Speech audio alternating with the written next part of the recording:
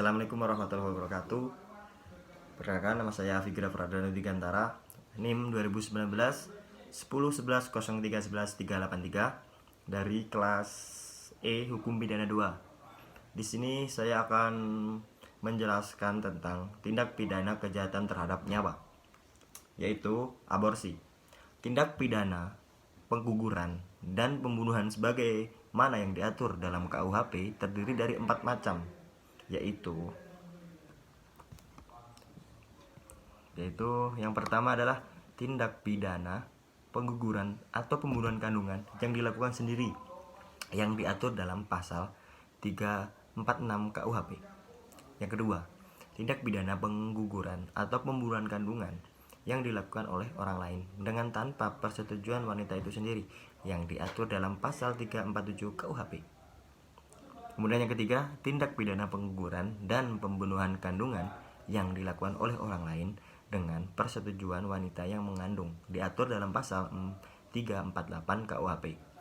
Terus yang terakhir, tindak pidana pengguguran dan pembunuhan kandungan yang dilakukan oleh orang lain yang mempunyai kualitas tertentu, yaitu dokter, bidan, atau juru obat, baik yang dilakukan atas persetujuan wanita itu atau tidak atas persetujuan wanita tersebut yang diatur dalam pasal 349 KUHP. Kemudian saya akan menjelaskan bentuk-bentuk mengenai perwujudan delik aborsi atau pengguguran kandungan akan saya uraikan. Yang pertama adalah pengguguran dan pembunuhan kandungan yang dilakukan sendiri. Jenis tindak pidana ini diatur di dalam ketentuan pasal 346 KUHP yang menyatakan seorang wanita yang sengaja menggugurkan atau mematikan kandungannya atau menyuruh orang lain untuk itu diancam dengan pidana paling lama 4 tahun berdasarkan rumusan pasal 346 KUHP di atas. Maka dapat disimpulkan bahwa unsur-unsur dalam tindak pidana pengguguran kandungan dalam pasal 346 KUHP terdiri dari unsur objektif dan unsur subjektif. Unsur objektif terdiri dari unsur menggugurkan atau mematikan atau menyuruh orang lain menggugurkan atau menyuruh orang lain mematikan kandungannya sendiri, dan unsur subjektifnya terdiri dari menggugurkan kandungan, mematikan kandungan, menyuruh orang lain menggugurkan kandungan, dan menyuruh orang lain mematikan kandungan. Unsur menggugurkan kandungan. Pengguguran kandungan itu menjadi tindak pidana setelah dapat dibuktikan bahwa janin dalam kandungan itu masih hidup. Pemahaman tersebut seiring dengan jurisprudensi yang berkembang, khususnya yang termuat dalam Ares Sugirat tanggal 1 November 1987 yang pada intinya mengatakan pengguguran kandungan hanya dapat dipidana apabila pada waktu perbuatan itu dilakukan kandungannya masih hidup. Kemudian unsur mematikan kandungan. Dalam konteks ini, mematikan kandungan adalah setiap perbuatan yang mengakibatkan matinya janin dalam rahim seseorang perempuan. Dengan kata lain, dapat dikatakan bahwa mematikan kandungan adalah mematikan kehidupan janin dalam rahim seseorang perempuan, sebagaimana syarat untuk adanya perbuatan menggugurkan kandungan yang dapat bersifat kriminal. Maka untuk adanya perbuatan mematikan kandungan yang bersifat kriminal juga harus dibuktikan bahwa janin dalam kandungan perempuan itu harus hidup. Pembuktian ini sudah barang tentu harus dilakukan oleh yang berkompeten, yaitu dokter.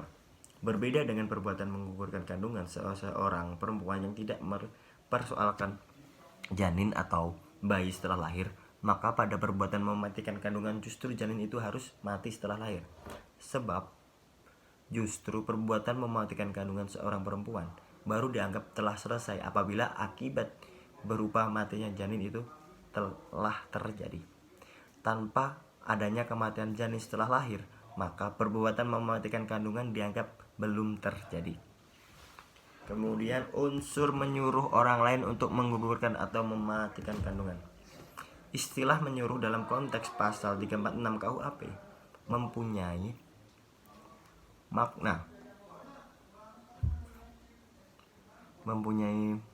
makna harfiah. Artinya istilah tersebut harus dimaknai dalam pengertian secara harfiah, bukan pengertian dalam konteks pasal 55 KUHP, karena pengertian menyuruh dalam pasal 346 mempunyai makna yang sangat luas. Maka sangat mungkin pengertiannya juga meliputi menyuruh lakukan dalam konteks pasal 55 KUHP.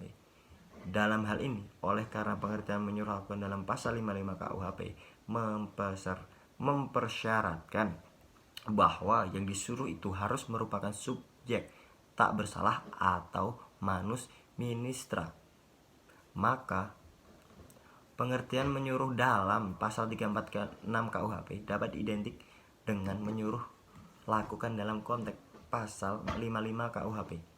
Dalam hal yang disuruh mematikan atau menggugurkan kandungan itu adalah subjek yang tak berkehendak.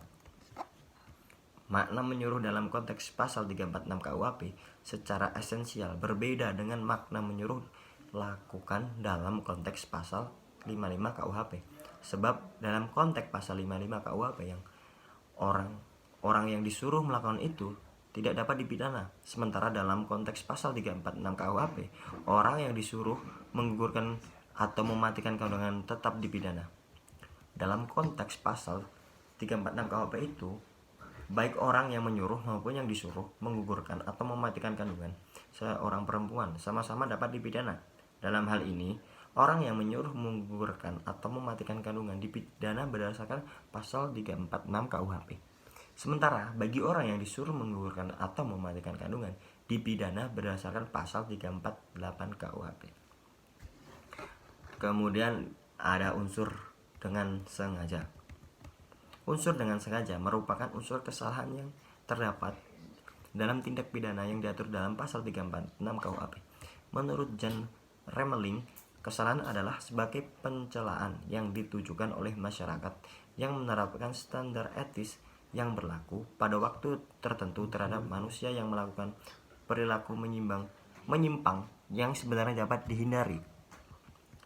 Berkaitan dengan unsur dengan sengaja dalam rumusan pasal 346 KUHP, perlu diketahui bahwa terdapat 4 macam perbuatan, yaitu menggugurkan, mematikan, menyuruh menggugurkan, dan menyuruh mematikan suatu kandungan. Maka unsur dengan sengaja tersebut haruslah ditunjukkan terhadap keempat perbuatan itu.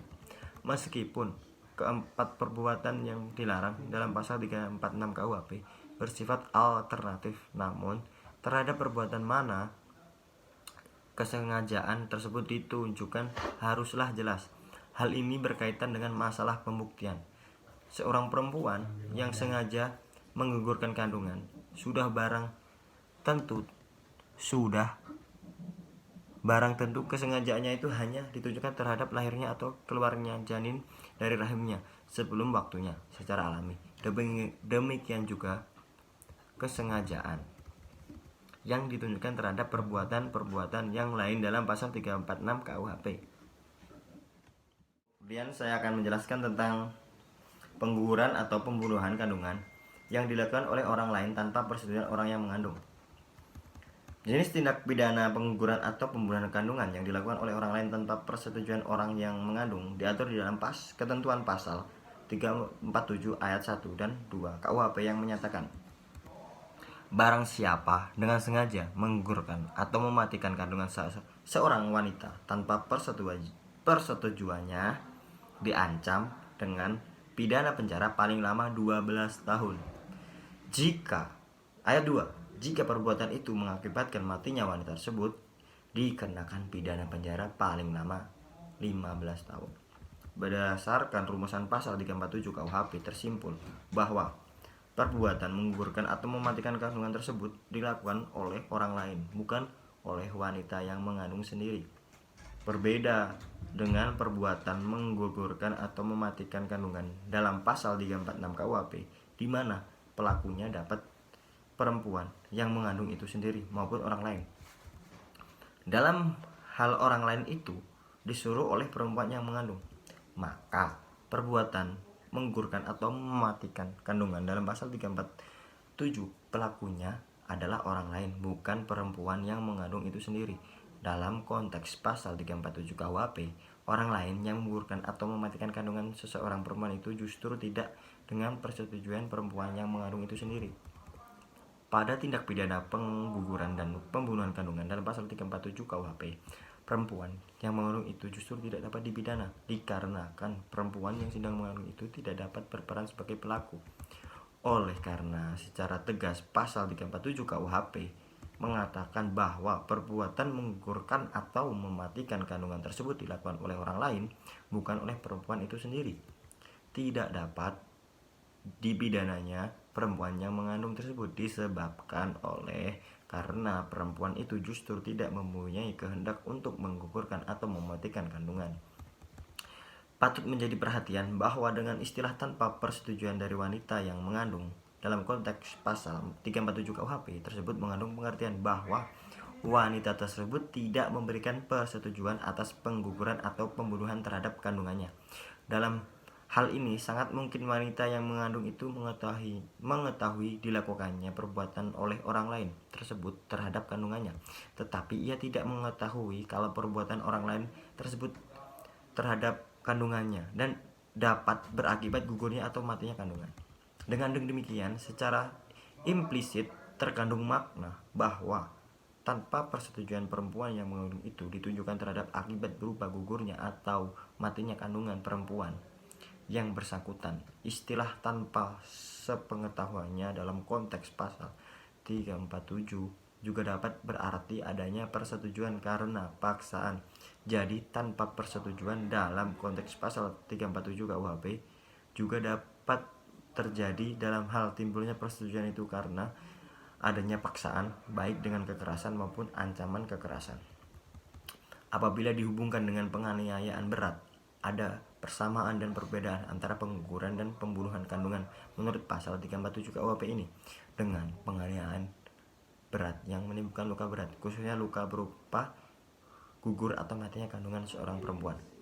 Perbedaan pokok antara pasal 347 KUHP dengan 354 KUHP dalam hal luka berat berupa gugurnya atau matinya kandungan adalah pada pasal 347 KUHP petindak mewujudkan perbuatannya ditunjukkan pada gugurnya atau matinya kandungan. Jadi kesengajaan petindak dalam pasal 347 KUHP ditujukan pada gugur atau matinya kandungan.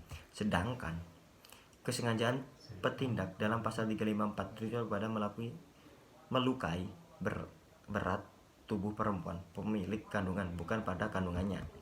Objek kejahatan pada pasal 347 KUHP adalah kandungan seorang perempuan. Sedangkan objek kejahatan pada pasal 354 adalah tubuh orang lain. Dalam contoh ini adalah seorang perempuan. Ancaman pidana maksimum pada kejahatan 347 KUHP adalah pidana penjara 12 tahun dan diperberat menjadi 15 tahun apabila terdapat akibat kematian. Sedangkan ancaman pidana maksimum pada pasal 354 adalah 8 tahun penjara dan bila menimbulkan kematian menjadi maksimum 10 tahun penjara. Pada pasal 347 KUHP dapat berakibat matinya dua bentuk kehidupan, yakni kandungan atau bayi atau janin dan perempuan yang mengandungnya itu sendiri. Titik beratnya pada kedua akibat. Pada pasal 354 KUHP hanya dapat mengakibatkan matinya satu bentuk kehidupan, yakni korban. Dalam hal ini adalah perempuan. Sedangkan persamaannya adalah baik pasal 347 KUHP maupun 354 KUHP dapat berakibat sama, yakni gugurnya atau matinya kandungan seorang perempuan dan dapat berakibat matinya juga perempuan itu. Ya, Assalamualaikum warahmatullahi wabarakatuh. Nama saya Nurmansyah, NIM saya 2019-400. Saya di sini akan menjelaskan tentang kejahatan terhadap tubuh dalam bentuk penganiayaan menurut Kitab Undang-Undang Hukum Pidana. Ya, kejahatan merupakan salah satu kenyataan yang terjadi dalam kehidupan bermasyarakat yang patut mendapatkan perhatian khusus. Hal ini tersebut disebabkan bukan saja karena jenis kejahatan terus berkembang dari waktu ke waktu, namun kejahatan juga menimbulkan keresahan yang mendalam serta mengganggu keamanan dan ketertiban dalam kehidupan bermasyarakat. Kejahatan atau tindak pidana merupakan perbuatan manusia yang selalu mengalami perkembangan yang mengikuti perkembangan dari masyarakat itu sendiri. Berbagai macam kejahatan terhadap tubuh dan kejahatan terhadap nyawa atau biasa dikenal dengan penganiayaan atau pembunuhan. Tindakan penganiayaan merupakan salah satu kejahatan yang sulit hilang di dalam kehidupan bermasyarakat. Berbagai tindak penganiayaan yang sering terjadi seperti pemukulan dan kekerasan fisik seringkali mengakibatkan luka pada bagian tubuh atau anggota tubuh korban.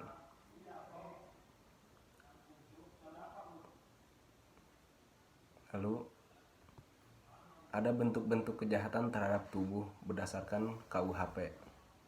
Yang pertama, penganiayaan biasa. Itu tertera pada pasal 351 KUHP. Kualifikasi penganiayaan biasa yang dirumuskan dalam pasal tersebut. Yang pertama, 1. Penganiayaan dipidana dengan pidana paling lama 2 tahun sampai 8 bulan atau pidana denda paling banyak 4.500. Yang kedua, jika perbuatan itu menyebabkan luka-luka, dipidana dengan pidana penjara paling lama 7 tahun. Yang ketiga, jika perbuatan itu menyebabkan luka-luka berat, yang bersalah dipidana dengan pidana penjara paling lama 5 tahun. Dan yang keempat, dengan penganiayaan disamakan sengaja merusak kesehatan. Dan yang kelima, percobaan untuk melakukan kejahatan ini tidak dipidana. Kemudian ada penganiayaan ringan.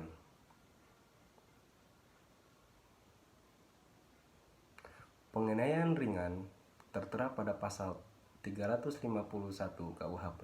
Kejahatan yang diberi kualifikasi sebagai kejahatan yang diberi kualifikasi sebagai penganiayaan ringan oleh undang-undang ialah penganiayaan yang dimuat dalam pasal 352 yang dirumuskan sebagai berikut. Yang pertama,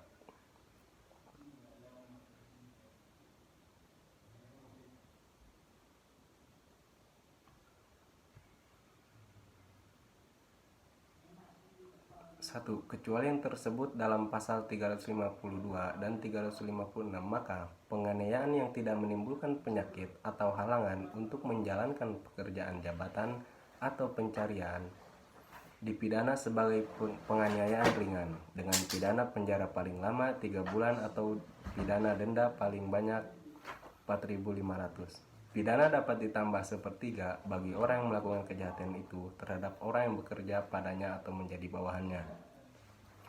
Yang kedua, percobaan untuk melakukan kejahatan ini tidak dipidana. Kemudian ada penganiayaan berencana. Penganiayaan berencana itu tertera pada pasal 353 KUHP. Pasal 353 KUHP mengenai penganiayaan berencana merumuskan sebagai berikut. Yang pertama, penganiayaan dengan rencana lebih dulu dipidana dengan pidana penjara paling lama 4 tahun. Dan yang kedua, jika perbuatan itu menimbulkan luka-luka berat, yang bersalah dipidana dengan pidana penjara paling lama 7 tahun. Lalu yang ketiga, jika perbuatan itu mengakibatkan kematian, yang bersalah dipidana dengan pidana penjara paling lama 9 tahun. Kemudian ada penganiayaan berat. Sebagaimana yang tertera pada pasal 354 KUHP. Penganiayaan berat yang dirumuskan oleh pasal 354 KUHP itu ada rumusan sebagai berikut. Yang pertama, barang siapa sengaja melukai berat orang lain dipidana karena melakukan penganiayaan berat dengan pidana penjara paling lama 8 tahun. Kemudian yang kedua, jika perbuatan itu mengakibatkan kematian, yang bersalah dipidana dengan pidana penjara paling lama 10 tahun. Kemudian ada penganiayaan berat berencana. Sebagaimana tertera pada pasal 355 KUHP, jenis penganiayaan berat berencana diatur dalam pasal tersebut. Penganiayaan ini pada dasarnya merupakan penganiayaan berat yang dilakukan dengan rencana Jenis penganiayaan ini merupakan gabungan antara penganiayaan berat dengan penganiayaan berencana. Oleh karena itu, niat pelaku atau kesengajaan pelaku tidak cukup bila ditujukan terhadap perbuatannya dan terhadap luka beratnya, tetapi kesengajaan ini harus ditunjukkan terhadap unsur berencanaannya. Penganiayaan dengan cara dan terhadap orang-orang yang berkualitas tertentu yang memberatkan ialah pasal 356 KUHP. Lalu jenis penganiayaan ini diatur dalam ketentuan dalam pasal 356 KUHP yang menyatakan pidana yang ditentukan dalam pasal 351, 353, 354 dan 355 dapat ditambah dengan sepertiga. Seperti 1. Yang melakukan kejahatan itu terhadap ibunya, bapaknya yang sebagaimana menurut undang-undang, istrinya atau anaknya. Yang kedua, jika kejahatan dilakukan terhadap seorang pejabat ketika atau karena menjalankan tugasnya yang sah. Yang ketiga, jika kejahatan dilakukan dengan memberikan bahan berbahaya bagi nyawa atau kesehatan untuk dimakan atau diminum.